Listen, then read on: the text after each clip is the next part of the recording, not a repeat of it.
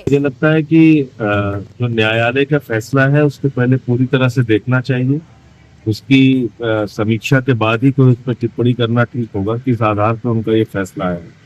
उसके पहले कोई इस पर वक्तव्य देना ठीक नहीं है। तो पहले वो फैसला पढ़ना जरूरी है कि क्या किस आधार पर बरी किया गया। लेकिन जिस पर विपक्ष घिर रहा था उस पूरे मामले को जब कोर्ट ने वर्डिक्ट सुनाया तो कहा कि कहीं जिस बाइक की बात कही जा रही है वो बाइक साबित नहीं होती ठाकुर प्रज्ञा सिंह की है। उसके अलावा ये भी उन्होंने कहा कि अभिनव भारत के पैसे लगने की जो बात है वो भी नहीं साबित हो रही है। उसके साथ साथ जो कर्नल पुरोहित पर आरोप लगे थे बम बनाने के वो भी नहीं हो रहे हैं। ये तमाम चीजें कोर्ट ने कही। ऐसा है कि साक्ष्य बटोरने का काम किसका है? साक्ष्य बटोरने का काम है राज्य सरकार का। और राज्य में किसकी सरकार रही लंबे समय तक? भारतीय जनता पार्टी की। तो इसलिए मैं फिर दोहरा रहा हूं कि इस पूरे आदेश को पढ़ना पड़ेगा, देखना पड़ेगा कि किस आधार पर कोर्ट ने बरी किया है, क्या कहा है, तभी उस पर कोई वक्तव्य देना ठीक। पार्लियामेंट में बोला था कि कोई हिंदू आतंकवादी नहीं हो सकता। क्या उन्होंने कहा था? मैं इसकी बात नहीं कर रहा हूँ। मैं तो सिर्फ आपको मालेगांव पे आपने पूछा, मैंने अपनी बात बता दी। सर, अमेरिका के राष्ट्रपति ने 25% जो है यहाँ पे टैरिफ लगाया है इंडिया को लेकर, और ये भी कहा है कि पाकिस्तान के साथ भी व्यापारिक। देखिए, ये उन निवेशकों के साथ बहुत बड़ा विश्वासघात है जो अपनी जिंदगी की गाढ़ी कमाई का पैसा शेयर मार्केट में लगाते हैं। 800 अंक अभी तक शेयर मार्केट गिर चुका है। तो मुझे लगता है कि लाखों करोड़ रुपए हिंदुस्तानियों का डूब रहा है प्रधानमंत्री जी की गलत नीतियों की वजह से। नरेंद्र मोदी जी का जो ट्रंप के लिए प्यार है वो खत्म होने का नाम नहीं ले रहा है। अब वो बेवफा निकल गया। वो तो कह रहा है हम पाकिस्तान से प्यार करते हैं। तो ट्रंप को पाकिस्तान से प्यार हो गया है। और वो क्या कह रहा है? दबाव बना रहा है। कह रहा है आप रसिया से तेल खरीदना बंद कीजिए, जो हमारा परंपरागत मित्र है, जिसने हमारा यूएन में वीटो इस्तेमाल करके 6 बार साथ दिया, जिसने हमारा युद्ध की स्थिति में साथ दिया, जो हमें सस्ता तेल उपलब्ध कराता है। अमेरिका कह रहा है उस रसिया से आप तेल नहीं खरीदोगे। आप दबाव बना के हिंदुस्तान की अर्थव्यवस्था को चौपट करना चाहते हैं।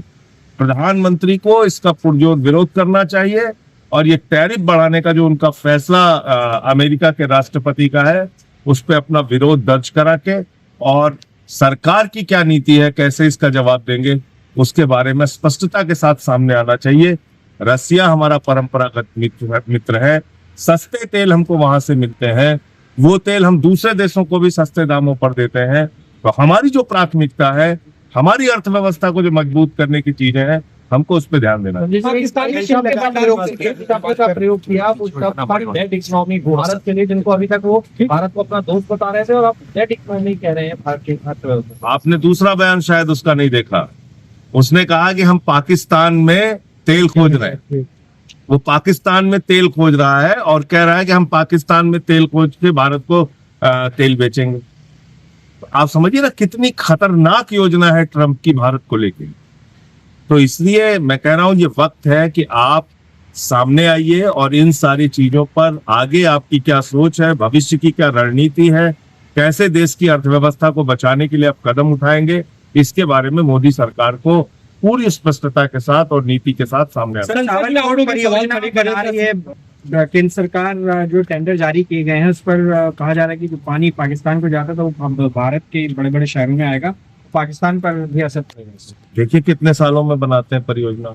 अब की वाली जो परियोजना बने, मैं सिर्फ एक ही उम्मीद करता हूँ उसमें भ्रष्टाचार ना हो, उद्घाटन के पहले वो टूटे ना परियोजना। अब वो परियोजना कई सालों की बनेगी, कितने दिनों की बनेगी,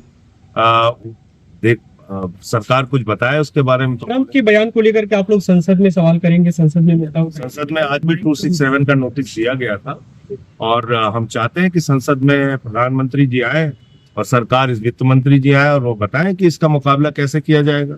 हम लोगों को भी और देश की जनता को भी एक दिशा देनी चाहिए। ऐसे समय में आप अनाज छोड़ देते हैं लोगों को।